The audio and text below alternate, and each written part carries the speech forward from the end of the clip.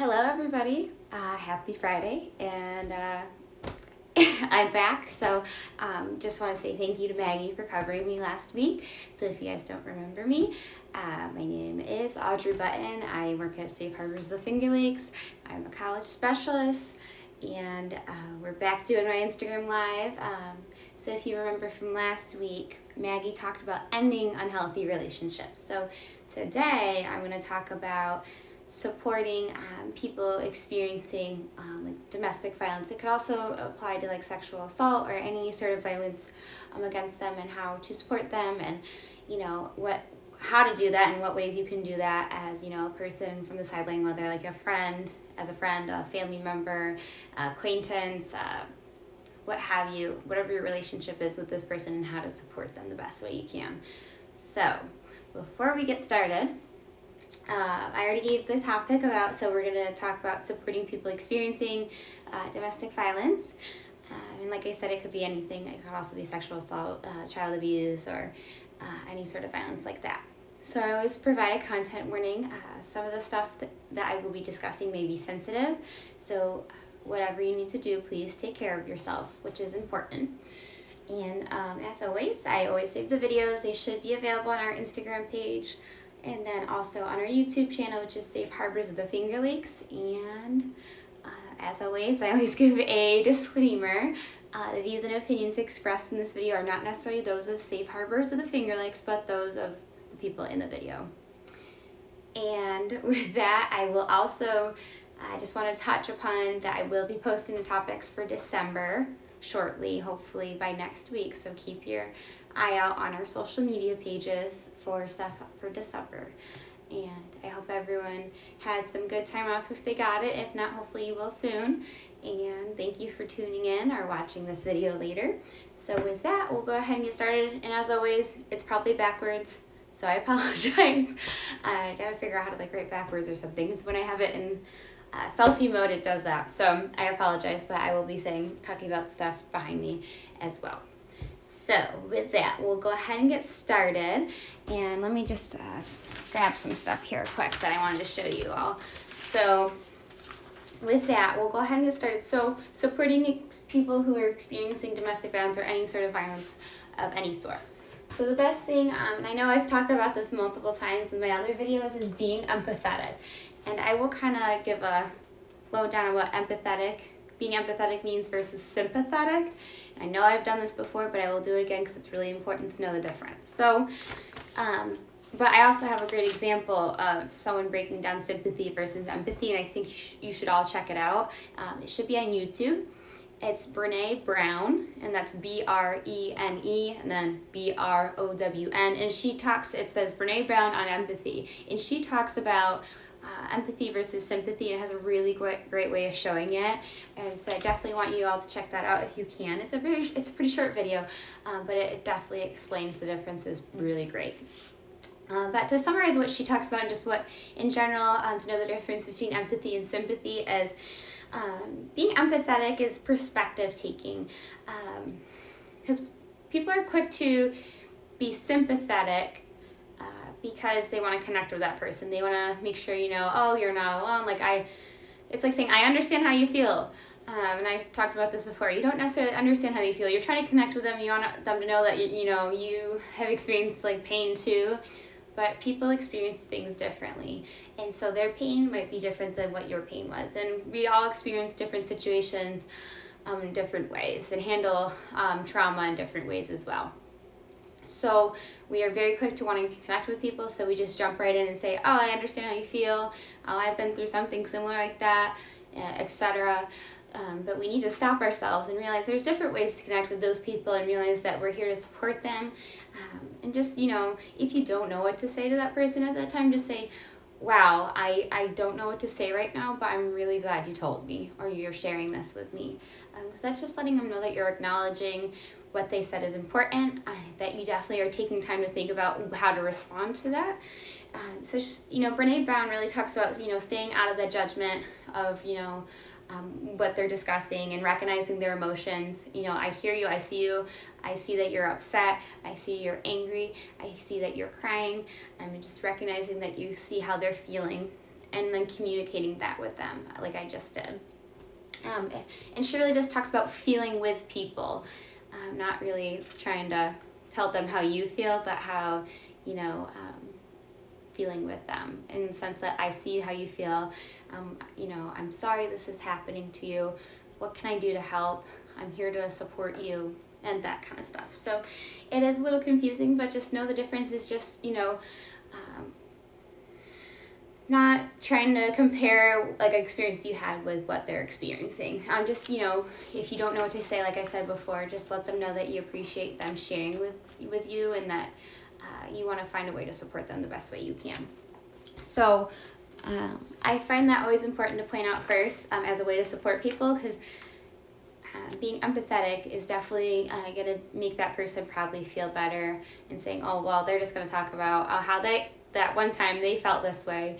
You're trying to keep the focus on them and how they feel. It's not saying that how you feel about a situation doesn't matter, but it's keeping the attention on that person that was, sharing that experience with you, or how they feel, and just recognizing that is going to be important. So, sorry to ramble, but definitely check out Brené Brown's video on empathy. It's a really great video. So, another important thing, and I know we've talked about this before, is knowing the warning signs of abuse or of an unhealthy relationship. And I always use One Love's chart on healthy versus unhealthy relationship signs. And I'll start, of course, with the healthy relationships. And I know signs, and I know we did this before in a couple of videos. So if you want to check it out again, I go into greater detail. I won't go into as much detail this time. So I'll go through the healthy signs first. So obviously knowing the healthy signs, but then I'll go through the unhealthy signs. So just being aware of what those look like, so you're able to recognize them in your friend's relationship or your family member's relationship, whoever you're trying to support. So 10 signs that it's a healthy relationship. 1, it's going at a comfortable pace for them. 2, they can feel honest. 3, they feel respected. 4, there's kindness. 5, there's healthy conflict, that they can healthily have, discuss issues and resolve those issues together. Then 6, they trust each other. 7, they have some independence. 8, there's equality. 9, they take responsibility. And 10, that relationship's fun. And this is not just intimate relationship either, and I know I've mentioned this before. It could be friendships, family relationships, acquaintances, etc. So if you know the 10 signs, and I know sometimes it's hard to see some of these signs, whether it's healthy or unhealthy, but having that communication with them and listening to them, being supportive, is going to help them feel comfortable discussing the relationship, or just being attentive to how they're feeling and checking in with them, so you can be aware if they're are unhealthy or healthy signs. So then we'll obviously go through the unhealthy signs, which are pretty much the opposite of what I just talked about. So these are the unhealthy signs, and those are available on One Love. So the relationship seems intense. There's a lot of manipulation. They're trying to sabotage them. There's a lot of guilting. They're deflecting their responsibility. There's possessiveness. They're isolating them, especially if you notice especially if the person you're trying to support used to spend a lot of time with you or communicate with you a lot, and that severely declines. That could be a sign of them isolating that person from you or friends and family members. So that's a good sign to look out for. They are belittling them. And I always struggle to say this word. Volatility. That was a hard word, but that's when someone has a really strong, unpredictable reaction that makes you feel scared, confused, or intimidated. So you're like always on edge. You're not sure how they're going to react to everything. And there's betrayal. So knowing these 10 signs are obviously important to obviously even recognize that maybe they need, you should support people no matter what, but this may be a sign, those signs might be a sign where you can step in and say, hey, I noticed this is happening. Are you okay? And just, acknowledging that you've noticed, and that you're taking that time to notice and care for them and check in on them. And so this kind of goes with the warning signs, which is understanding power and control. A lot of people go, well, why don't they just leave their relationship? Why don't they just end the relationship that they're in? And that is difficult. That kind of goes with being empathetic, just kind of understanding how they feel and how they're experiencing that, rather than being judgmental. It kind of is violence can be very complicated. There are so many layers of that, and I know I've talked about this before too, is the power and control wheel. And this is just one of the many power and control wheels I've gone over with before with all of you. So I kind of just remind you guys of what the power and control wheel is. So abuse can be very complicated in the sense there are ways to keep people within relationships or prevent them from leaving or have them keep coming back to relationships that are unhealthy due to the power and control that perpetrator might have. So, on the outside of the wheel is their physical and sexual violence that they might use to intimidate or harm them. So they might be physically obviously hurting them, and then sexually also hurting them. And then within the spokes of the wheels, you have using coercion and threats, so making constant threats. That could also be threatening to hurt that person or threatening to hurt themselves. Stalking, making you feel super uncomfortable and feel like you have to constantly look over your shoulder, which is also going with the using intimidation. Making you constantly afraid, displaying weapons, using looks or gestures, blocking you into a room. That could be intimidation. Using emotional abuse, calling you names, humiliating you, making you feel guilty about everything, name calling, you name it, along with all those things to make you emotionally feel bad about yourself or guilty, lower your self-worth or self-esteem. And this could also tying in LGBTQ relationships of any sort, threatening to out them or telling everybody about how they identify, and can be an emotional abuse tactic as well, especially if they aren't out or anything like that. That can be used as a tactic as well. And then using isolation, like I talked about with the unhealthy signs. If they're isolating them from friends or family or anybody else in their life, limiting their outside activities, making it feel like no one will believe them or care about them, that's an isolation tactic. Denying, minimizing, and blaming. Making you feel like you're the one that, did all of this, that you deserved it, it's your fault. That's another way to keep power and control in the relationship. Using children or using pets are also tactics. If there are children or pets involved in a relationship, they can make you feel guilty about the children, threatening to take them away or the pets away or harming either of them, etc. And then they also might, along with outing LGBTQ individuals, they might, if you are considered of an illegal status in your country, they might use that as a threat as well to out you to authorities, or if you feel uncomfortable going to authority, they might use that as a tactic to control. They might also use their privilege, treating you like you're less than them, making all the big decisions, like they're the head of the household, so obviously they should, be in charge, like they have the job, they make the money, maybe, in society they're held in a higher regard of some sort in terms of their privilege, and they're the ones that get to decide what you get to do because they might have, more, in quote, more power in that sense. They feel like they know what's best for you in that sense. Using economic abuse, so preventing you from getting a job, not handling your money, deciding how much money you get to have to go maybe get groceries or get gas or anything like that. Taking your credit cards, your checkbook, anything like that. So power and control is a little complicated, and that was just the surface of it, and that's why I would suggest checking out the video I had on power and control, and I had the different wheels I talked about. And so that's why it's not just easy as why didn't they just leave or why did they go back, because there's so many layers that are within the power and control, and why people do stay or go back to relationships that are abusive, and just recognizing that is going to be really important for you to try to be supportive. And I know it can be difficult, especially if it's someone you really care about and you just want to help them, you just want to rescue them, but just recognize that you can't rescue people. It's up to them what they're going to do.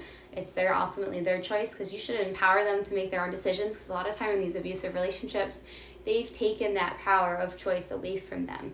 So empowering to let them know that they have choices, that these are what their choices are, and you're here to support them is going to make them feel really good. And they should, if they are ready to leave eventually, they at least know what they can do and that there's someone there to support them. So that goes with not victim blaming, not blaming them for doing everything wrong, because I'm sure they've heard that over and over again from this abusive individual or people that are abusing them.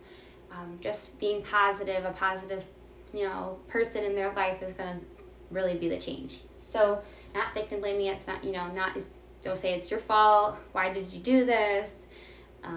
Focusing on what they did rather than what shouldn't be happening in the unhealthy relationship, that they shouldn't be being treated that way. This is how they should be treated, and etc.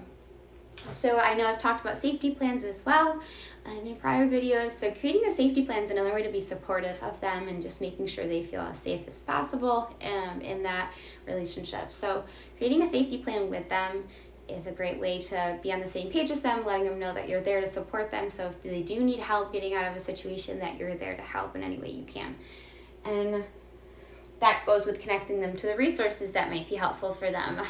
Just remember, you can't make them do anything they don't want to do, but you can just let them know that there's options and that they know that those options are there to help them. So you could get them connected with us if they're in our area, or any other domestic violence resource in the community, any legal resources, just support groups, anything like that. So that's a great way to help let them know that there's options, there's people there to support them, besides obviously you too, and you can go with them if they're ready, to provide moral support as well. And encourage self-care, and this goes for you too, whoever you're supporting. As being the supporter and whoever you're supporting, encouraging that self-care. Let them know that, because this is exhausting. Secondary trauma is a thing. It's especially if you're listening and hearing about all this trauma they've experienced. You could experience it through secondary trauma, so it can take a toll on you, and you want to make sure you take care of you too. Making sure you're setting boundaries for yourself. Obviously, I'm not expecting you to take on all the caregiving roles of this person, but just do as much as you can. Like I've discussed already, do as much as you can, but just make sure you're taking care of yourself, because that's obviously the most important as well. So self-care, encouraging them to do hobbies, maybe they like to do journaling, if all this is safe for them to do. Encouraging them to spend time with you if they're able to, staying connected with family and friends that are supportive, anything like that. So obviously you should do the same thing as the person trying to help them through the situations. And as always, I share really great resources. I already talked about Brene Brown talking about empathy, but a lot of this stuff came from the hotline.org, and that's THEHOTLINE.org. And Love is Respect is another great website that has a lot of information about supporting people, ways you can support them, safety plans, all of that. And Love is Respect is LOVEISRESPECT.org. And as always, you can go to our website as well and reach out for more information on how to be a supportive person, or someone who's going through that and just want more information, or maybe you're going through it yourself and you just want to reach out and get more information as well. So as always, our website is shflny.org. And also our phone number is 800-247-7273. That's a 24-hour hotline, so 24 hours a day, 7 days a week.